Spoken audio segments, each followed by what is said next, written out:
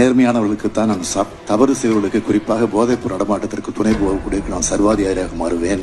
மாண்புமிகு சர்வாதிகாரி அவர்களே, அந்த போதைப் பொருளை கடத்தி விற்பனை செய்யும் ஆசாமிகள் வேறு யாரும் இல்லை, உங்கள் கழக உடன்பிறப்புகள் தான். சென்னையில் 70 கோடி ரூபாய் மதிப்புள்ள மெத்பெட்டமைன் போதைப் பொருளை கடத்த முயன்ற 3 பேர் கைது செய்யப்பட்டிருக்கிறார்கள். போதைப் பொருள் கடத்தலில் ஈடுபட்ட 3 பேரில் ஒருவர் திமுக பிரமுகர் என்று தகவல் வெளியாகியுள்ளது.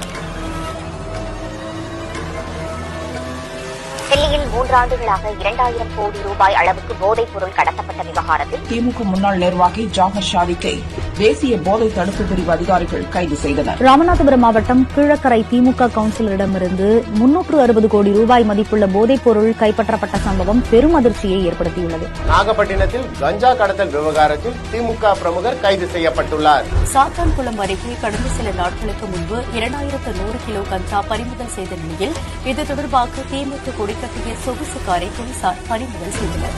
நாகையில் தேசிய போதைப் பொருள் தடுப்பு பிரிவு அதிகாரிகள் உத்தரவின் பேரில் திமுக ஊராட்சி மன்ற தலைவரும் அவரது மகனும் கைது செய்யப்பட்டனர். தமிழகத்தில் கொலை, கொள்ளை, வன்முறை என சட்டம் ஒழுங்கு சீர்குலைந்து சந்தி சிரிப்பதற்கு மூல காரணம் போதைப் பொருள். அந்த போதைப் பொருள் விற்பவர்களின் கிங் பின்னாக இருப்பவர்கள் திமுகவின் முக்கிய பொறுப்புகளில் உள்ளார்கள். இதையெல்லாம் தடுத்து மக்களை காக்க வேண்டிய இடத்தில் உள்ள முதல்வரோ இது குறித்து எதுவும் வாய் திறவாமல் மௌனியாக உள்ளார். மௌனத்தை கலைந்து குற்றச் செயல்களில் ஈடுபடுபவர்கள் யாராக இருந்தாலும் அவர்கள் மீது முதல்வர் விரைவாக நடவடிக்கை எடுக்க வேண்டும் என்று பொதுமக்கள் கோரிக்கை வைக்கின்றனர்.